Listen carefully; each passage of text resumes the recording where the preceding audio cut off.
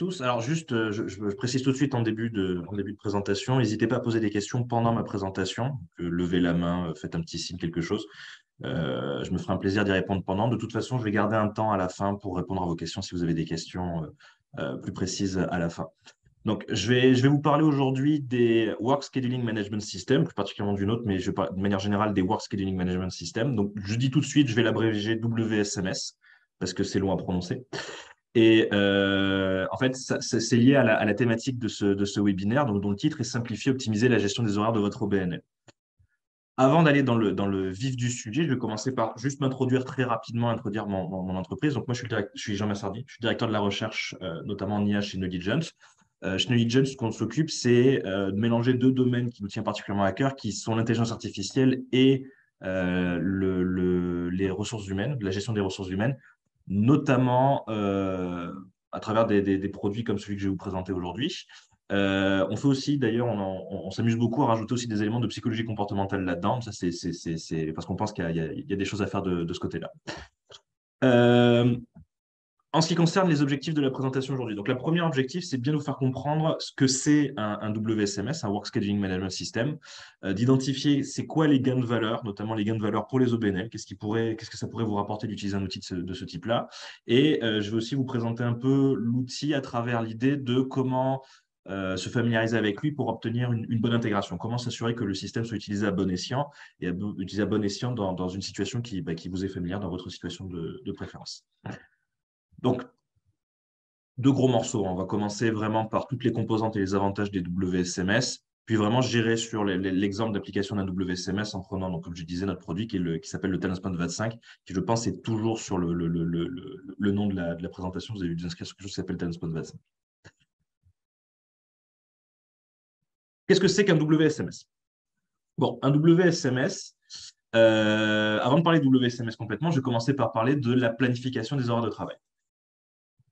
Lorsque vous devez faire vos horaires de travail, lorsque vous devez donner à chacun de vos employés, de vos intervenants, un emploi du temps, une horaire, des choses à faire sur la journée, vous avez quatre grosses étapes. Donc, la première étape, c'est faire l'inventaire de vos ressources.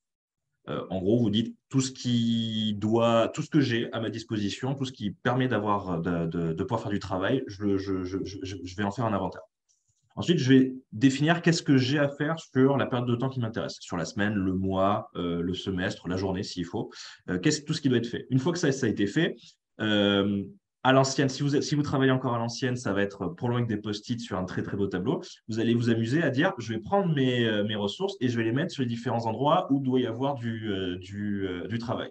Donc, à la fin, vous vous retrouvez avec un superbe tableau rempli de post-it ou rempli d'écriture sur lequel vous avez chaque personne, ce qui doit être fait à quel moment. Et une fois que ça c'est fait, vous passez à la dernière étape, ça s'appelle la gestion des horaires. C'est de dire, très bien, je dois communiquer ces horaires avec tout le monde et surtout, à partir du moment où il va y avoir un changement, parce que les horaires ne seront jamais gravés dans le marbre, il y a toujours des imprévus, à partir du moment où il y aura des changements, je vais devoir mettre à jour mon tableau et envoyer la nouvelle information au moins aux personnes concernées, si ce n'est à tout le monde. Donc ça, c'est vraiment les quatre gros morceaux que vous ayez un système automatique ou pas, que vous fassiez à la main ou pas, de la planification des horaires. Ce que vous avez, ce qu'il faut faire, vous mélangez ce qu'il faut faire et ce que vous avez, et à la fin, vous communiquez avec tout. Si je dois rentrer un peu plus dans le précis, dans le premier morceau qui est l'inventaire des ressources, vous avez trois gros ensembles de ressources qui sont les plus pertinentes pour ce genre de problème. Donc la première, c'est les intervenants.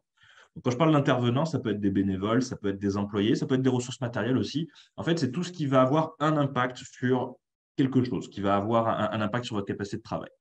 Le deuxième, c'est les lieux. Encore une fois, ça va être assez important parce que si vous avez des lieux géographiquement éloignés, vous ne pouvez pas affecter la même ressource sur deux lieux différents immédiatement après. Si quelqu'un il travaille à Boisbriand et que vous avez un événement une heure après à Brossard, il y aura toutes les chances du monde qu'il ne puisse pas se rendre jusqu'au deuxième événement à Brossard. Et enfin, le dernier élément, c'est l'inventaire de vos tâches et vos activités. Donc, quand je parle de tâches et d'activités, c'est vraiment l'abstraction, le raisonnement derrière ce que vous avez à faire. Le fait, par exemple, de dire j'ai un poste d'accueil de personnes, j'ai un accueil du public. Cette tâche accueil du public, ça fait partie de vos ressources et ça fait partie des choses que vous devez renseigner, vous devez réfléchir. Alors pourquoi vous devez le renseigner et le réfléchir? Je vais dire, mais ça, c'est dans le calendrier, c'est autre chose. Non, parce qu'en fait, souvent associé à ces tâches et ces activités, il y a des contraintes qui vont apparaître. Ça peut être des contraintes en termes de compétences. Ça peut être des contraintes en termes d'expérience. Ça peut être des contraintes légales aussi, de dire la personne qui fait l'accueil, j'ai besoin qu'il ait un brevet de secouriste, par exemple. Donc, c'est pour ça que c'est très important de faire l'inventaire avant de commencer de faire la planification et donc de se rendre compte plus tard que bah, vous avez mis la mauvaise ressource au mauvais endroit parce que vous n'avez pas bien compris ou pas bien anticipé les besoins sur certaines tâches.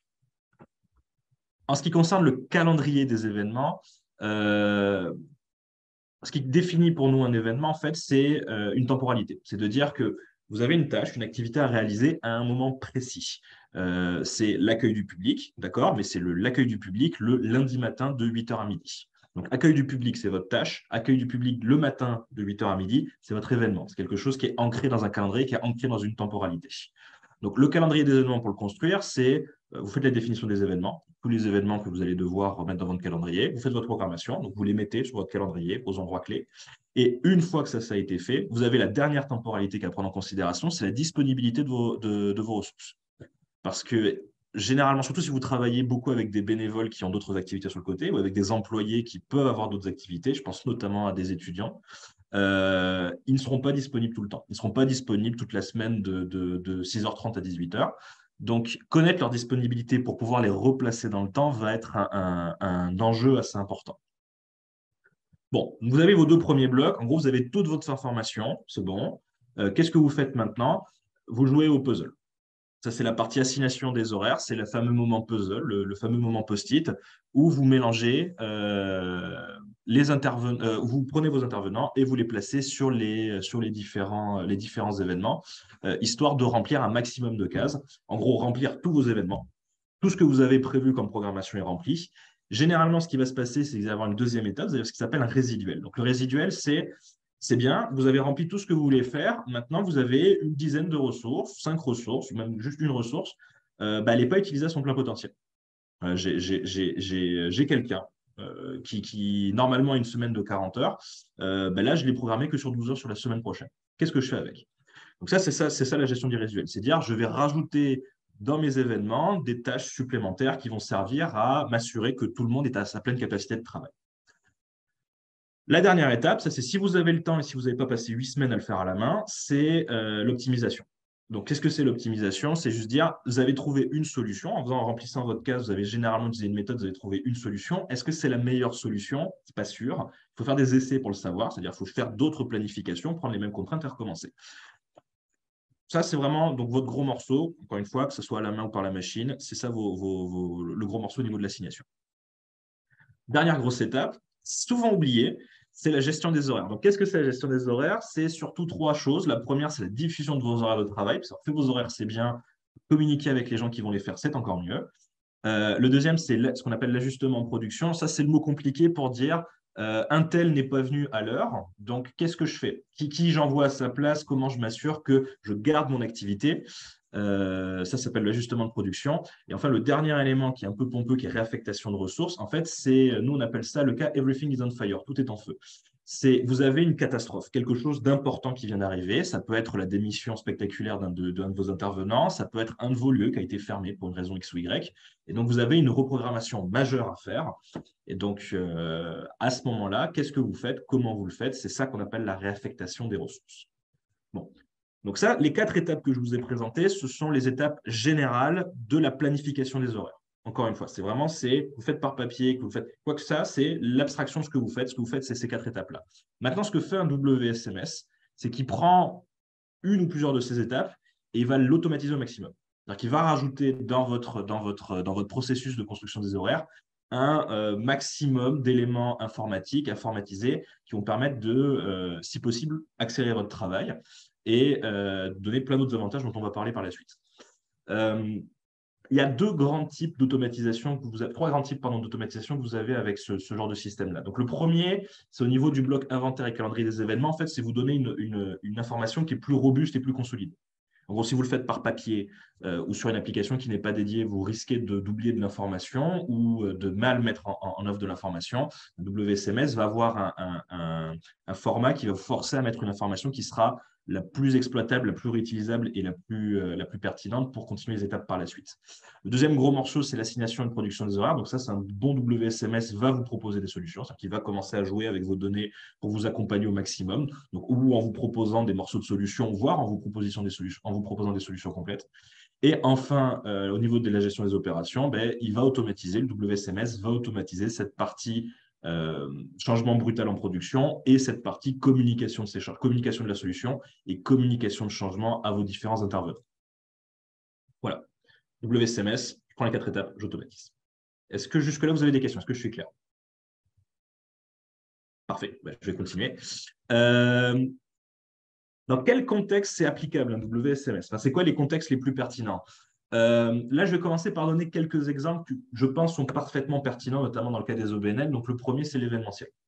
Dans l'événementiel, vous allez avoir un cas de figure qui est quand même très intéressant pour l'utilisation d'un WSMS, c'est que vous avez généralement beaucoup de bénévoles. Donc, c'est-à-dire des gens qui ne vont pas être là tout le temps pendant le festival. Vous allez avoir des calendriers qui vont être très, très tournants. Vous avez des contraintes qui sont souvent des contraintes réglementaires sur le nombre de personnes avec des brevets de secouristes, le nombre de personnes en sécurité minimum, un nombre de personnes minimum au niveau ou certaines compétences particulières, certaines certifications en électricité, en informatique dans certains cas, dans certains festivals.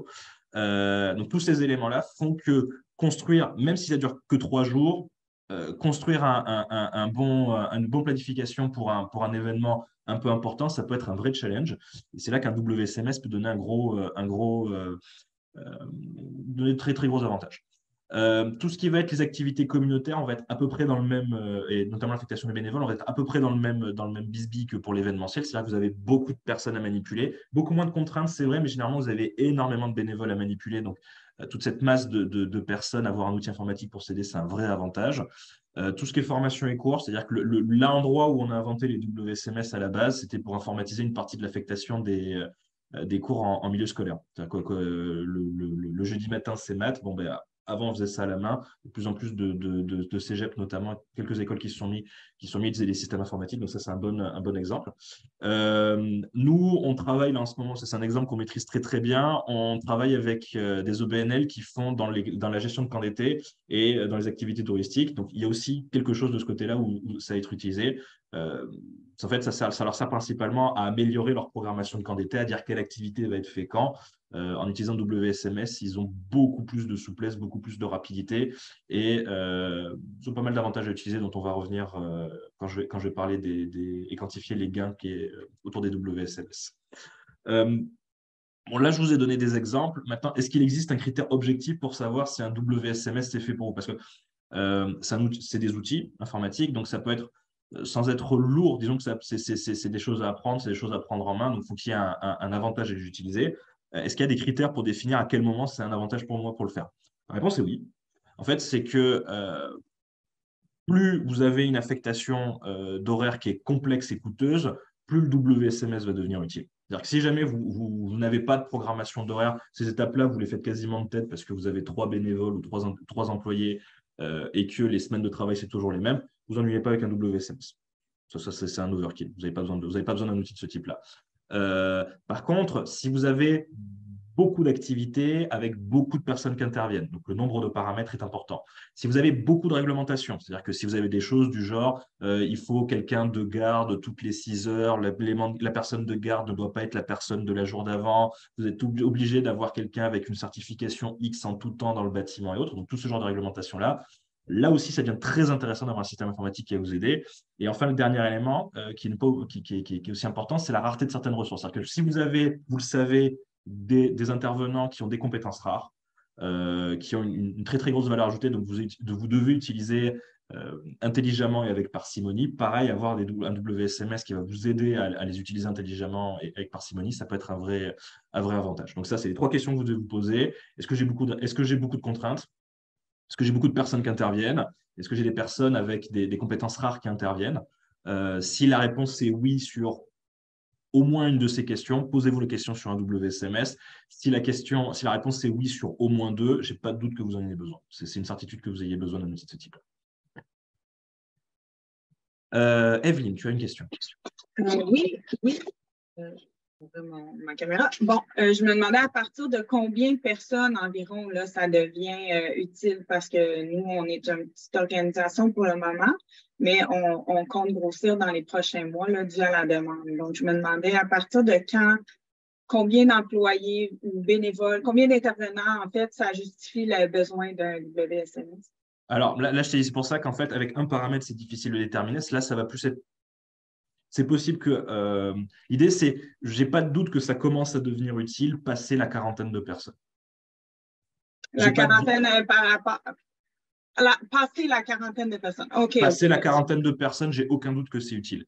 Il y a une question, c'est entre 15 et 40. En dessous de 15, je pars du principe que c'est pas forcément. Ça peut être intéressant, la question peut se poser, mais ça sera plus rare. C'est souvent de la planification. C'est au-delà de 15, là, ça devient vraiment, vraiment, disons, une question vraiment, vraiment pertinente.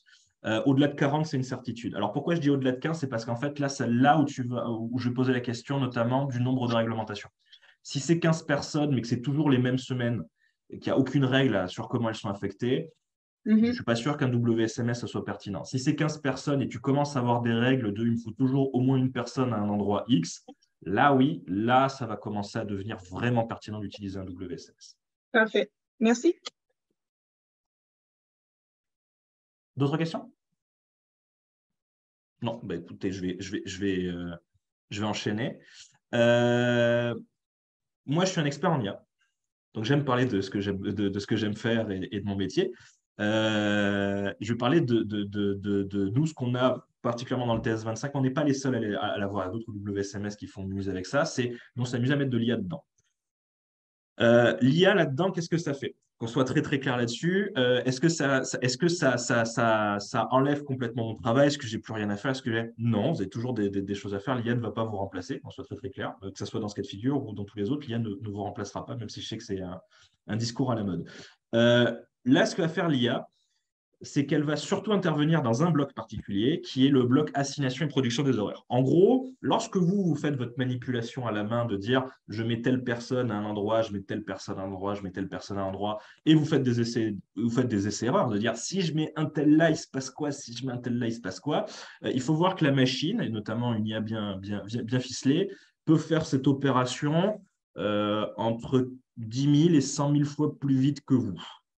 Donc, pourquoi s'ennuyer et pas demander à la machine de le faire à votre place? Donc, nous, c'est ce qu'on a fait, c'est qu'on a appris à la machine à le faire à la place de l'humain. Donc, le cas classique d'utilisation de l'IA, vous lui donnez vos paramètres du problème. En gros, vous définissez vos deux premiers blocs.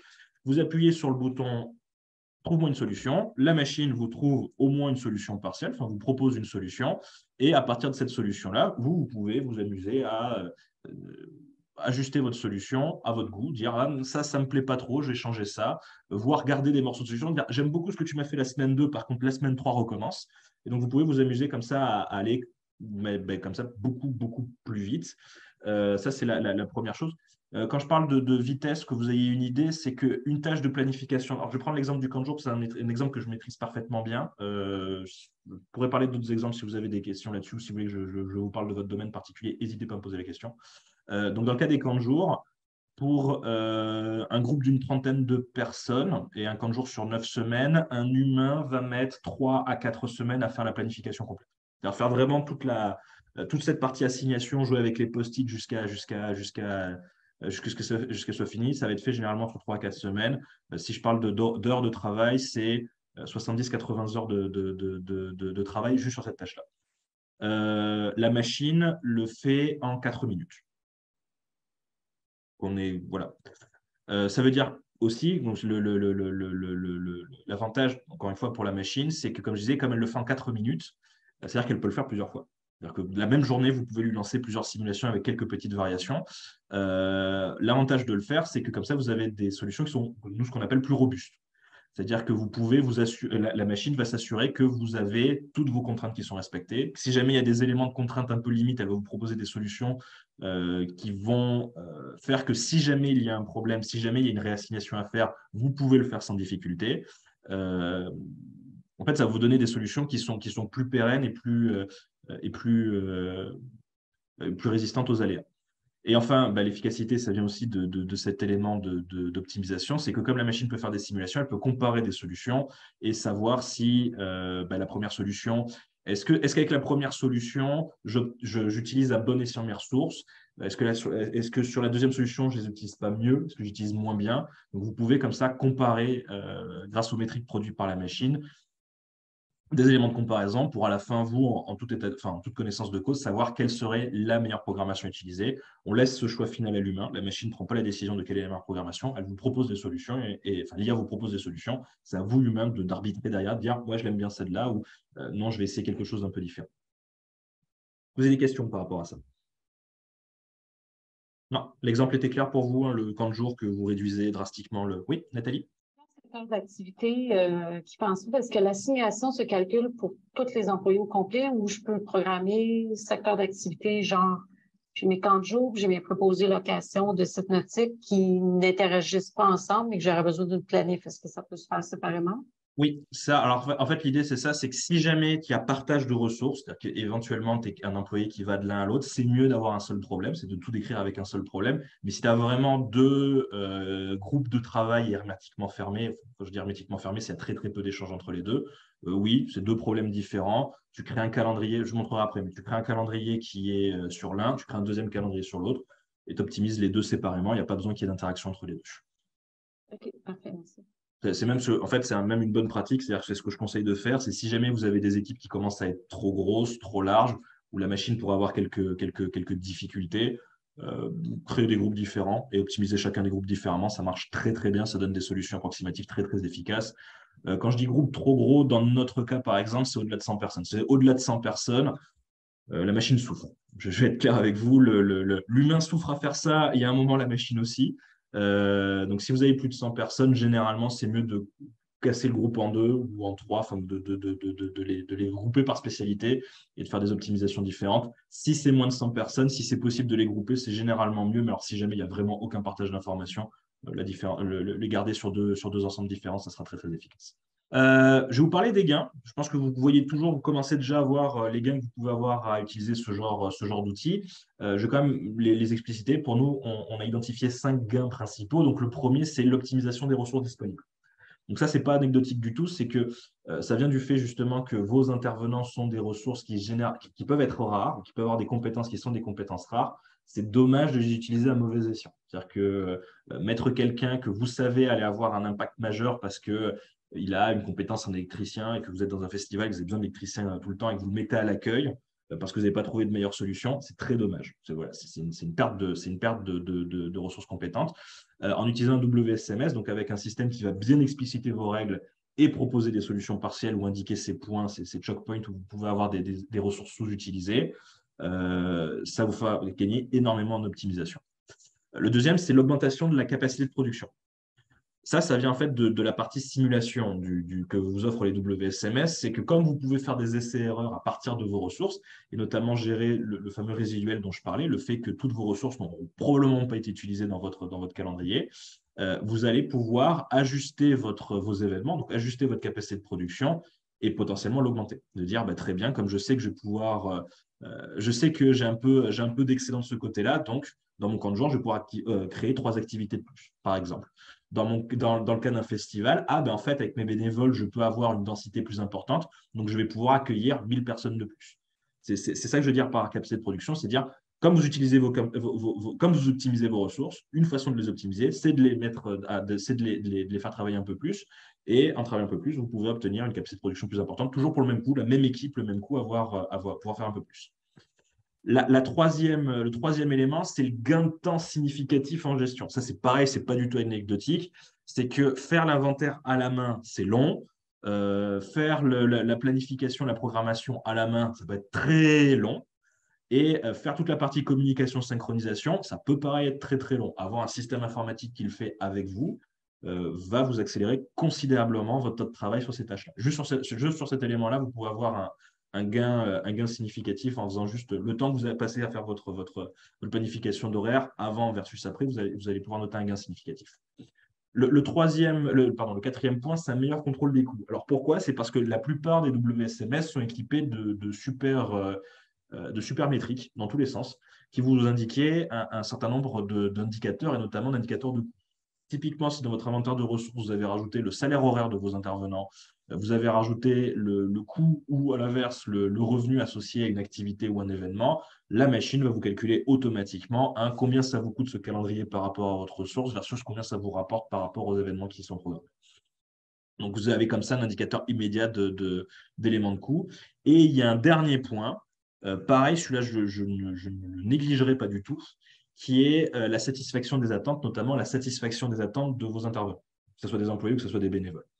Encore une fois, c'est dans la machine, dans l'inventaire des ressources, si vous précisez un certain nombre de préférences pour vos ressources, que ce soit sur leur disponibilité, mais surtout sur les compétences qu'ils aiment mobiliser, les tâches qu'ils aiment réaliser, la machine va pouvoir privilégier ces tâches-là, ces éléments-là, et donc offrir un meilleur confort et une meilleure adhérence de vos intervenants. Encore une fois, je vais prendre l'exemple de vous avez un électricien. Si jamais vous lui demandez de faire de l'accueil, c'est possible que ça l'ennuie pas mal et qu'il n'ait pas envie de le faire.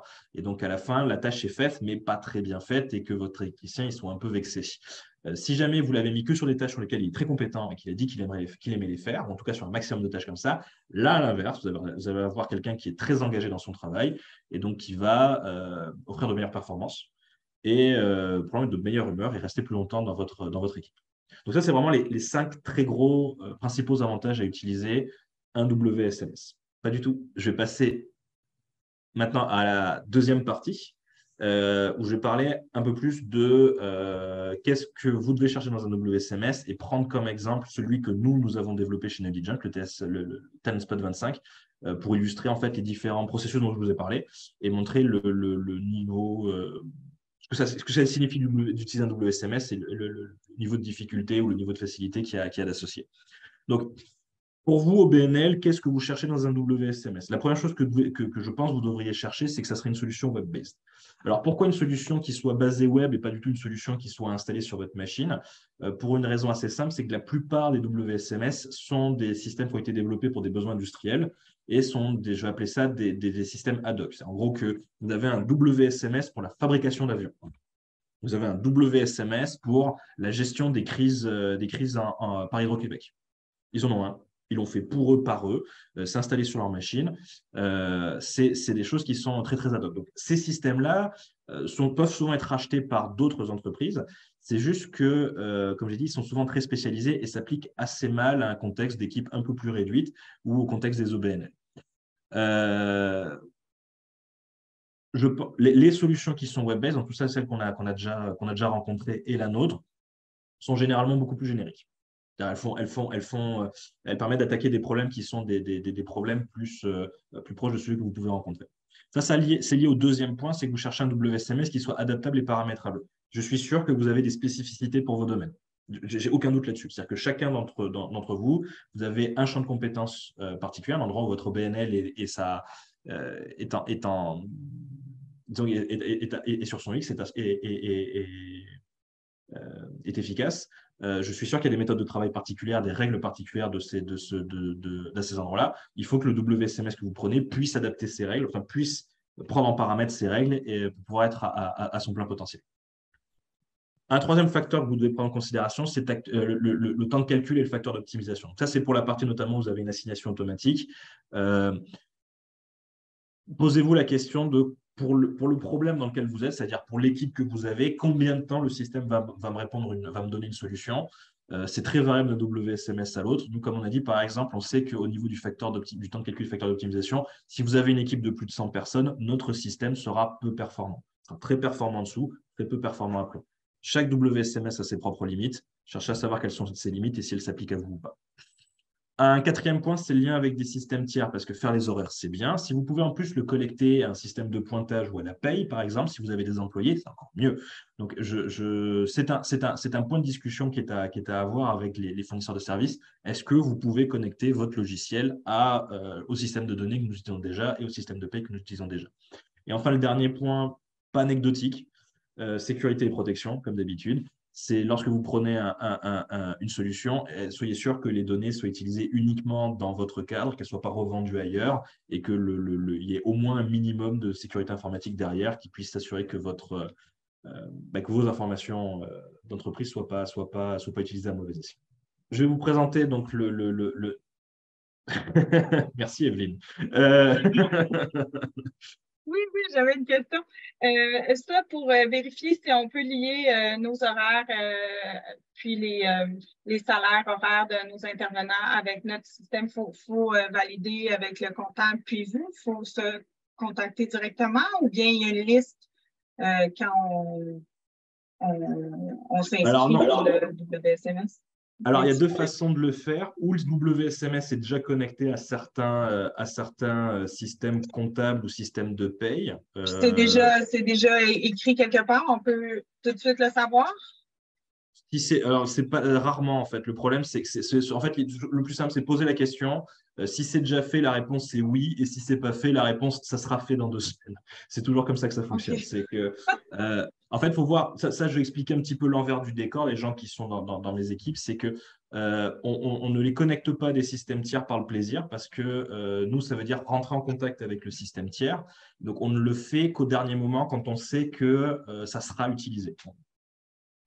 Ça, c'est pour une raison simple, c'est que des systèmes tiers, il y en a plusieurs centaines. C'est-à-dire que si, par exemple, des systèmes de paye professionnels, nous, on en a compté 250. On ne va pas faire cette étape-là 250 fois. Donc, dès qu'on a un client qui, on sait, utilise un système de paye particulier, on l'intègre.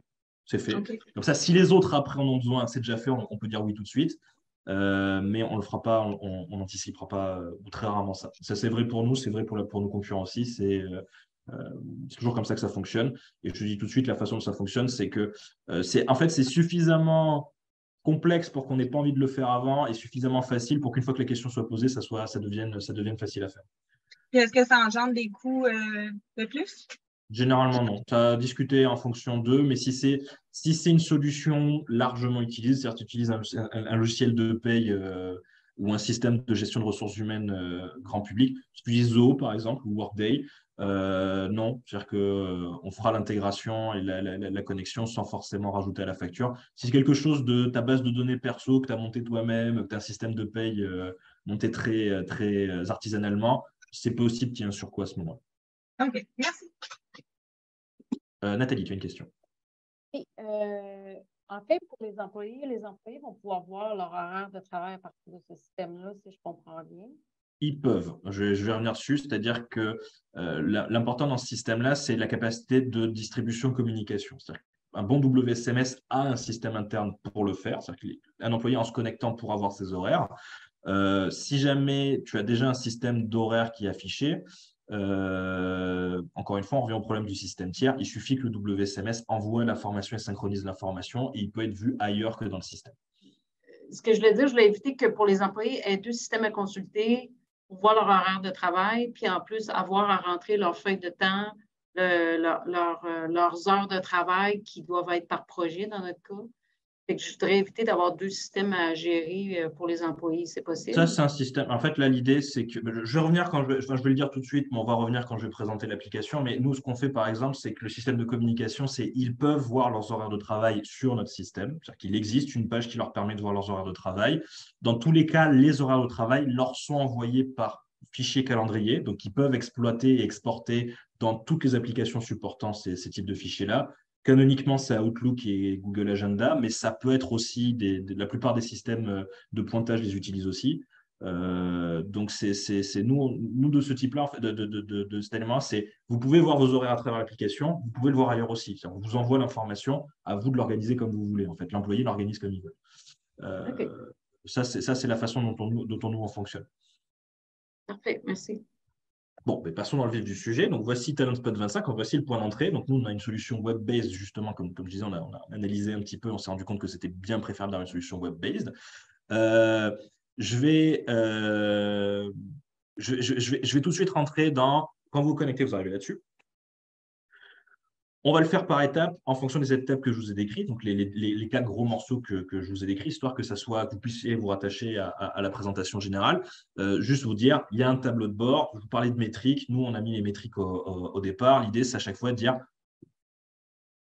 est-ce que mes ressources sont utilisées à bon escient? Est-ce qu'au niveau des coûts, j'ai une bonne maîtrise des coûts? En fait, c'est juste, il va simplement vous imprimer avec le calendrier que vous avez à l'heure actuelle en production, qu'est-ce qui se passe par rapport à un certain nombre de choses. Nous, ce qu'on a retenu, par exemple, c'est le coût par activité, c'est le nombre d'heures par activité, c'est l'écart entre le nombre d'activités demandées par les intervenants et ce qui a réellement été affecté. Enfin, bref, c'est ce genre de métrique-là. Si j'arrive tout de suite sur le première problématique qui est l'inventaire des ressources. Donc, comme je l'ai dit, sur l'inventaire des ressources, il y a 3 gros morceaux. Je vais prendre par le dernier morceau, celui que je vous ai présenté tout à l'heure, c'est les activités et les tâches. Donc, nous, le système qu'on a pour le niveau des activités et tâches, c'est un simple tableau dans lequel vous appuyez sur Ajouter. Et une fois que vous avez ajouté, vous pouvez… Oula, je suis allé un peu vite. Une fois que vous avez appuyé sur Ajouter, tout ce que vous avez à faire, c'est à rajouter le nom de l'activité et les compétences nécessaires pour faire cette activité. Vous dites, par exemple, l'accueil du public, qu'est-ce qu'il faut? Il faut avoir ou une compétence qu'on va appeler l'accueil du public, ou juste dire que vous allez préférer quelqu'un qui a une capacité de communication élevée, qui a une capacité de présentation élevée. Donc, vous pouvez comme ça spécifier un petit peu et indiquer un petit peu les compétences et les niveaux de compétences qui vous intéressent derrière. Voilà, vous faites juste la liste et la liste est prête à utiliser pour la suite. Le deuxième élément, gros élément, ça va être les intervenants. Donc, pour ajouter un intervenant, nous, on a décidé de faire un système en 2 étapes. Donc, la première étape, il y a plus d'étapes indiquées ici, mais en fait, pour vous, seule la première étape est importante. Cette étape-là, c'est vous définissez votre intervenant. Donc, vous dites quoi? Vous dites voici son nom, voici son prénom, potentiellement son surnom. Si vous avez un petit surnom, vous préférez utiliser un surnom dans votre application, sinon ça répète le nom, le prénom, et son adresse courriel. Une fois que vous avez ça, le système va automatiquement lui créer un compte dans l'application. Vous n'avez pas besoin d'intervenir par la suite, il lui crée automatiquement un compte dans l'application. Une fois qu'il sera sur ce compte-là, la personne va pouvoir compléter un certain nombre d'informations personnelles, par exemple l'adresse et autres. Alors pourquoi nous, on préfère mettre l'adresse? C'est parce que dans notre cas, l'application va prendre en considération la distance entre son adresse et son lieu de travail pour essayer de minimiser le temps de trajet si jamais il y a plusieurs lieux de travail. L'exemple que je donnais tout à l'heure, vous avez un intervenant, il est à Boisbriand, vous avez un centre à Boisbriand et le deuxième à Brossard. La machine va systématiquement privilégier de lui donner du travail à Brossard. Pas à Boisbriand, pour éviter qu'il ait à se faire les 1h30 à 2 heures de trajet en voiture pour aller jusqu'à Brossard. Donc, une fois qu'il a rempli toutes ces informations personnelles, il va remplir ses compétences.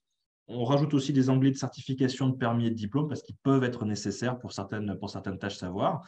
En ce qui concerne les compétences, il y a 2 choses, il y a 2 niveaux d'information. Le premier niveau, c'est qu'est-ce que je sais faire, quelles activités sur lesquelles je peux intervenir, donc qu'est-ce que je sais faire. Le deuxième, c'est à quel point j'ai envie de le faire ou à quel point je suis fort à le faire. Donc ça, c'est le petit système d'étoiles qu'on a rajouté. Si par exemple, je mets artiste 5 étoiles, ça veut dire que c'est une compétence sur laquelle je suis très très fort et j'ai très très envie de la faire. Donc s'il te plaît, machine, donne-la moi le plus souvent possible. Si vous avez mis basketball 3 étoiles, c'est quelque chose sur lequel je suis, oui, je sais le faire, c'est correct, tu me le donnes, ça sera bien. Et dans le cas ici d'une activité aventurier avec 1 étoile, c'est-à-dire oui, je sais le faire, si tu peux ne pas me la donner, ça serait mieux. Voilà, c'est un indicateur de j'ai un certain niveau de préférence. Quand je dis si tu peux ne pas la donner, ça serait mieux, c'est vraiment cette idée-là du si pour compléter mon événement, je dois te le donner, je te le donnerai. Si j'ai une autre solution, je privilégierai l'autre solution. Toujours en ce qui concerne les ressources, le dernier élément de ressources, c'est les lieux. Vous mettez simplement l'adresse et vous dites où est votre lieu, potentiellement le local associé.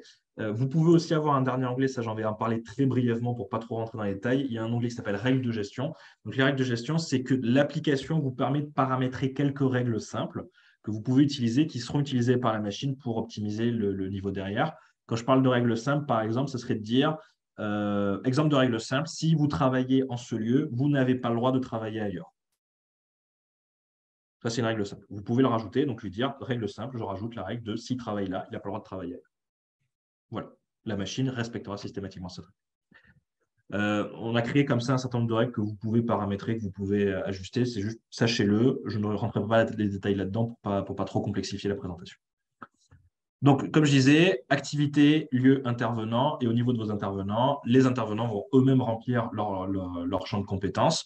On a juste rajouté un système qui est un système de contrôle, c'est-à-dire qu'ils ont le droit de rajouter et d'éditer leur profil.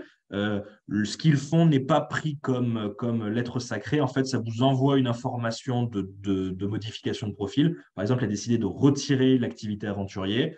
Vous le savez, l'administrateur du compte sait que cet intervenant a retiré cette activité et peut refuser la modification. C'est-à-dire, non, non, tu gardes la compétence qui était associée, tu ne modifies pas ton profil à ce moment. Ils ont le droit de modifier, mais vous avez un contrôle sur ce qu'ils modifient derrière. Deuxième grosse étape, le calendrier des événements.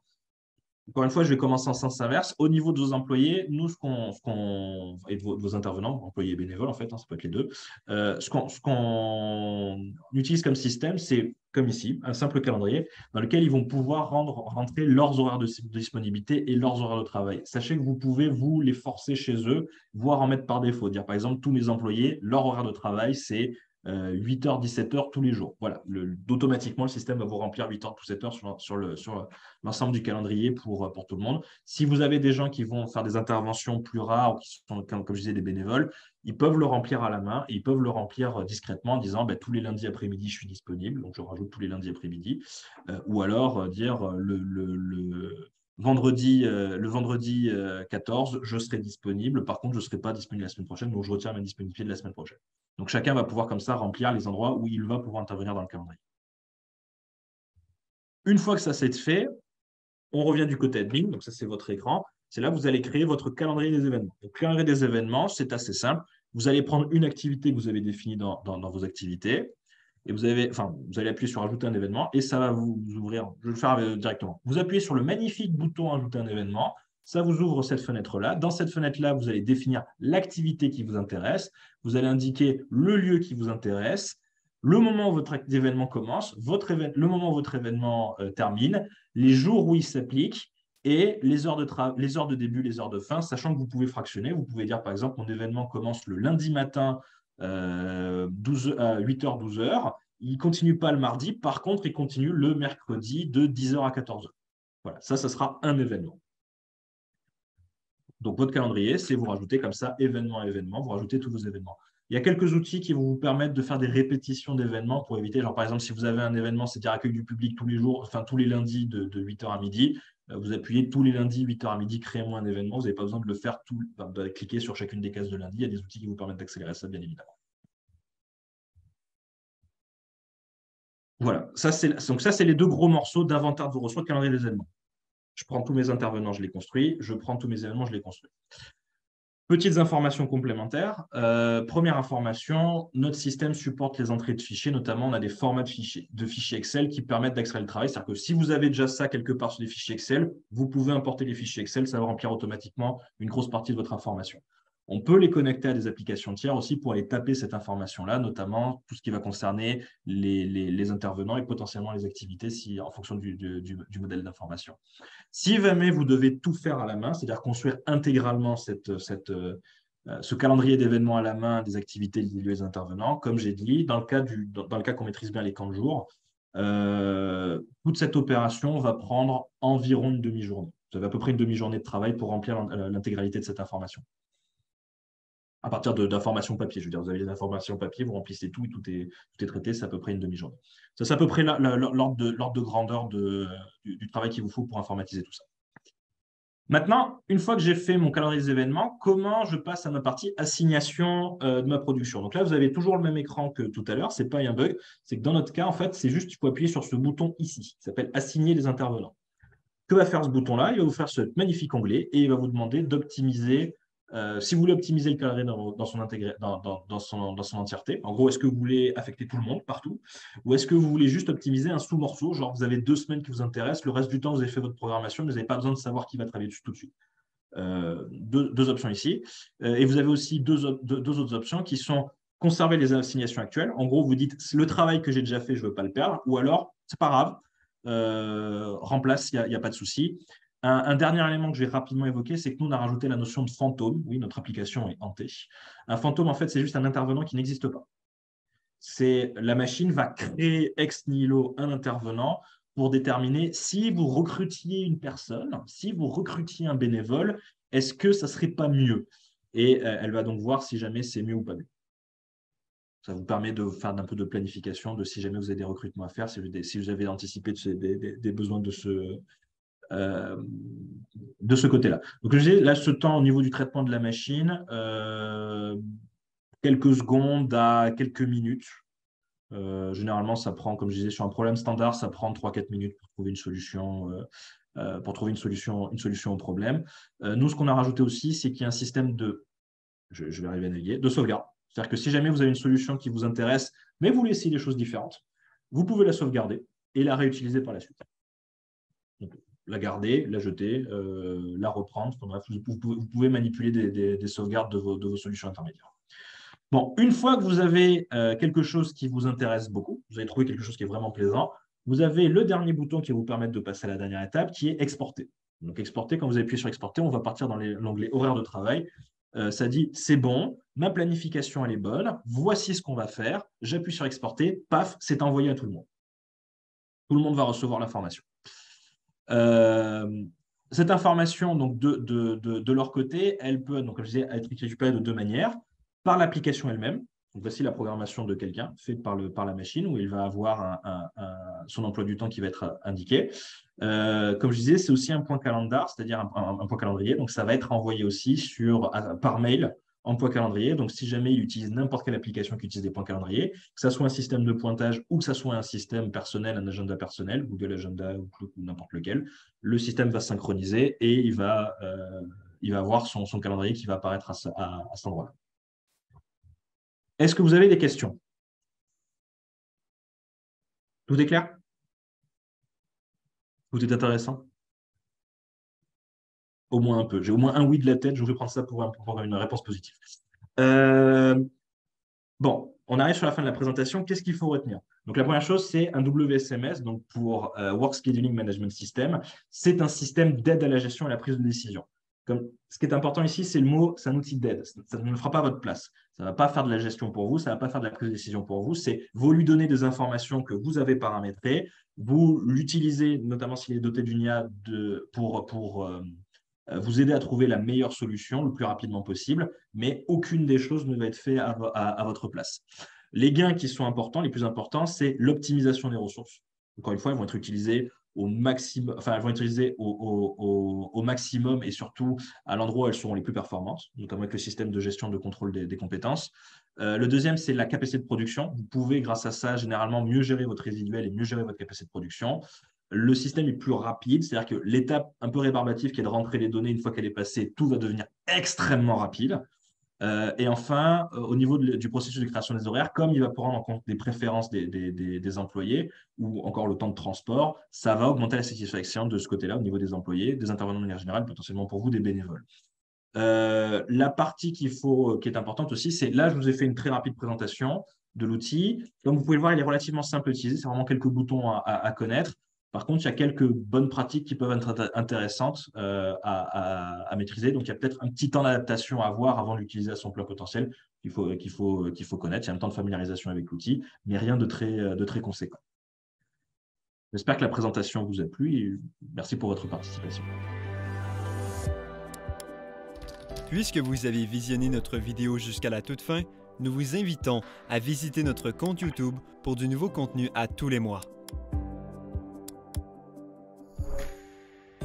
Nous créons des capsules avec des personnes inspirantes pour rapprocher, inspirer et informer les gestionnaires d'OBNL de tous les milieux.